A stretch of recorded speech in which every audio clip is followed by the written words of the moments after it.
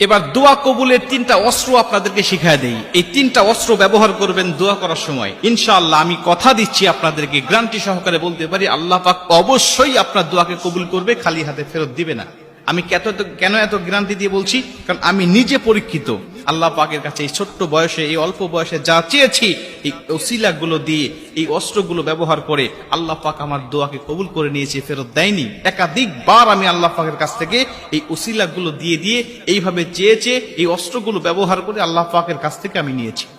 প্রথম নম্বরে এর মধ্যে রয়েছে বুখারীর একটি হাদিস। আল্লাহ রাসূল নিজে বলেছেন, আর নবীজির হাদিস যে কতটা সত্য এটা যখন আমল করবেন তখন নিজেই বুঝতে পারবেন, নবীজির কথার উপরে আপনার ঈমানটা বেড়ে যাবে।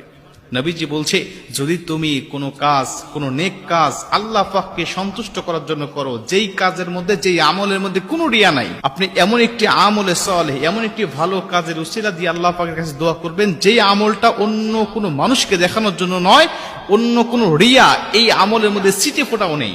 গভীর রাত্রিতে আপনি আল্লাহ পাকের কাছে শুধুমাত্র আল্লাহকে সন্তুষ্ট করার জন্য 2 রাকাত নামাজ পড়েছিলেন। গভীর রাত্রিতে কেউ দেখে নাই, আপনি একটা মসজিদের দান বক্সে 500 টাকা রেখে আসছেন। গভীর রাত্রিতে একটা সাইলকারী আপনার কাছে আসছে, তাকে সন্তুষ্ট করার জন্য নয়, আল্লাহকে সন্তুষ্ট করার জন্য আপনি তাকে 500 টাকা 100 টাকা দিয়ে দিয়েছেন।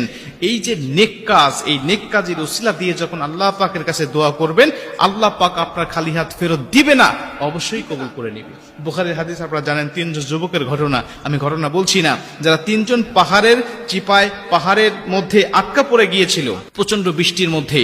এরা বের হওয়ার মতো কোনো হুকুম ছিল না। তারা নিশ্চিত ভেবে নিয়েছিলেন, আমরা মারা যাব, এমন ভাবে মারা যাব যে আমাদের দাফন কাফনও হবে না, মানে মানুষ টের পাবে না যে আমরা মারা গিয়েছি বা এখানে আছি, আমাদের লাশগুলো জানবেও না, জানাজাও হবে না, আমরা এখানে পচে গলে পড়ে থাকবো। তারা 3 জন নেক কাজের উসিলা দিয়ে দোয়া করতে থাকলেন। প্রথম জন নেক কাজের উসিলা দিলেন, 3 ভাগের 1 ভাগ পাথরটা সরে গেল।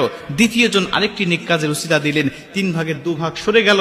তৃতীয় জন যখন আরেকটা নেক কাজের উসিলা দিয়ে আল্লাহ পাকের কাছে দোয়া করলেন, আমার মালিক, তুমি আমাকে এই দোয়াটা, আমার এই নেক কাজটা যদি কবুল করে থাকো, তাহলে এই পাথর থেকে, এই বিপদ থেকে মুক্তি দান করো। আল্লাহ পাক সঙ্গে সঙ্গে পুরা পাথরটাকে সরায় দিয়ে এই 3 জন বনী ইসরায়েলের 3 জন যুবককে মুক্ত করে দিয়েছিলে। বুখারীর হাদিসে আমরা অনেকেই জানি, আর এই গল্পটা আমরা অনেক মুয়াজ্জিনের মুখ থেকে, ইমামের মুখ থেকে, খতিবের মুখ থেকে, বিভিন্ন সিম্পোজিয়াম, সেমিনারে আমরা শুনেছি। এজন্য এর প্রতি আমাদের আমল রাখা উচিত যে অবশ্যই নেক কাজের উসিলা দিয়ে আল্লাহ পাকের কাছে দোয়া করব।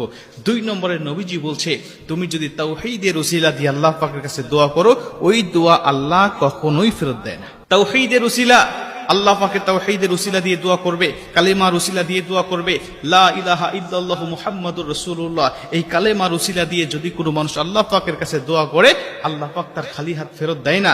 আল্লাহ